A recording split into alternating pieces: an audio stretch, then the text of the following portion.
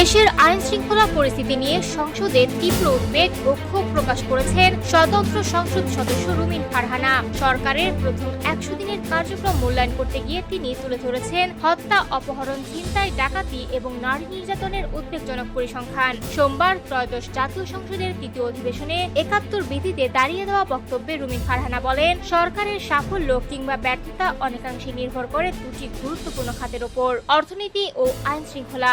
আর এই দুই ক্ষেত্রেই সাধারণ মানুষের উদ্বেগ বাড়ছে বলে মন্তব্য করেন তিনি। ট্রান্সপারেন্সি ইন্টারন্যাশনাল বাংলাদেশের অর্থাৎ টিআইবির একটি প্রতিবেদনের তথ্য উদ্ধৃত করে তিনি জানান, চলতি বছরের মার্চ ও এপ্রিল মাসে দেশে 605টি হত্যাকাণ্ডের ঘটনা ঘটেছে।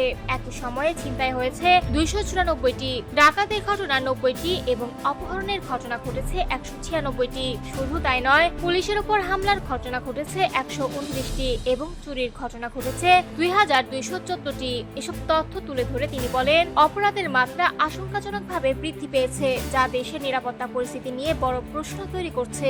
নারী ও শিশু নির্যাতনের বিষয়টিকেও বিশেষভাবে গুরুত্ব দেন রুমিন ফারহানা। তার দাবি অনুযায়ী আলোচিত সময়ে দেশে নারী ও শিশু নির্যাতনের মোট ঘটনা ঘটেছে 3496টি। এর মধ্যে ধর্ষণের শিকার হয়েছেন 78 থেকে 102 জন, গণধর্ষণের শিকার 30 থেকে 36 জন এবং ধর্ষণের শিকার শিশুর সংখ্যা 49 থেকে 71 জন। সংসদে তিনি বলেন, এসব পরিসংখ্যান দেশের আইন শৃঙ্খলা পরিস্থিতির একটি ভয়াবহ চিত্র তুলে ধরে। পাশাপাশি তিনি আক্ষেপ করে বলেন, স্বরাষ্ট্রমন্ত্রী সংসদে উপস্থিত থাকলে বিষয়টি নিয়ে আরো সরাসরি ও স্পষ্ট আলোচনা করা সম্ভব হতো।